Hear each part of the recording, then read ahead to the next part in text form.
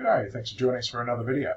Today we'll be looking at creating tables. So that's directly into the database. We do it under your IT tab. Somewhere there you'll have Query Builder or Query the Database, something like that. You may have called it something else, but for now it'll start off called Query Builder.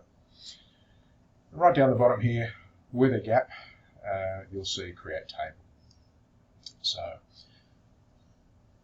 here we're about to add a brand new table to the database in the back end.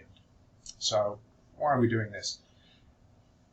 With any other subscription or software provider out there, you'll be limited to the tables that are provided you in their database. Bark is unique in that you can create your own tables to store your data that's relevant for your business that may not be relevant to anybody else's. So you really can now start to really customize Bark to suit your business and the way it runs. So let's see how we do it. I'm going to have a new table called Bank Accounts. Now the first column in that table will already be created for you automatically, and that's the ID column, which will give every table every row a unique identification number, so you can delete and add and edit and all that kind of stuff. So you don't have to worry about a column called ID or a primary key or anything like that. If you're aware of those, that's all done for you in the back end. So we just get on with what we actually want to record. So the first one might be account name, and I want to put text in there. So anytime I go to put text in, I tend to use NVARCHAR. And what that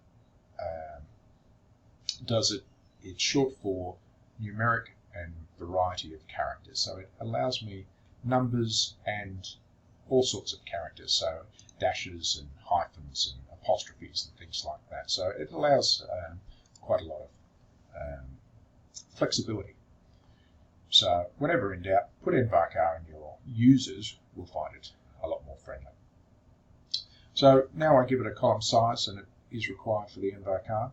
So I don't want to see anything over 50 characters long in the account name. It's going to start to become very cumbersome and not very mobile friendly if we go over 50 characters. So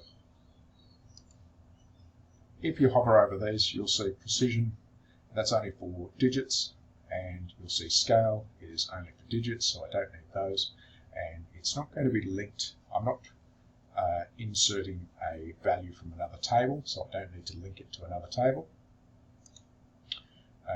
and so I can simply add the column. So that's my account name sorted, and now I might give an account, well, I might give it a BSB first actually, BSB. And this, I definitely don't want text in there. I definitely just only want integers, and I know that I only want 6 characters. If they're putting more than 6 numbers in a BSB, I know they've got it wrong. So this is where I can limit them to 6 and make sure we've got good, accurate data coming in. So the next one I might put is an account number, and I might use an integer for that as well. And once again, I definitely wouldn't want to see over 50 characters in the account number. Am I likely to see any text in the account number? I don't think so. So I just want to see integer in there as well.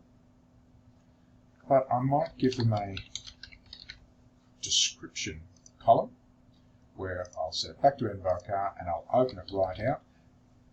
And 4,000 is the maximum you should be going with. That's an absolute story, and you're going to take a lot of database size with this 4,000 characters there. So even if they're not filled, it does take up space on the database. So you're allowing space for 4,000 characters in that description. But I do want to open it up as much as possible. They can write a bit of a story on the description because it's not a big table, and so I may as well open that up.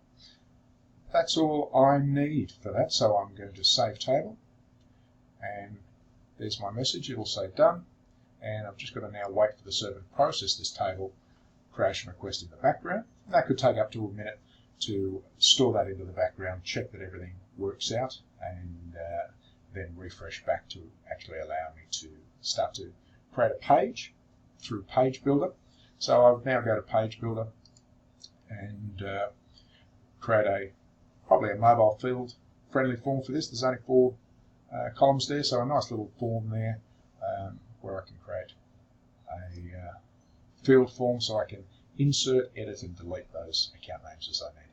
And it's telling me it's successfully done now. So I'll click OK. And I've just added a table, my very own table, to my very own database.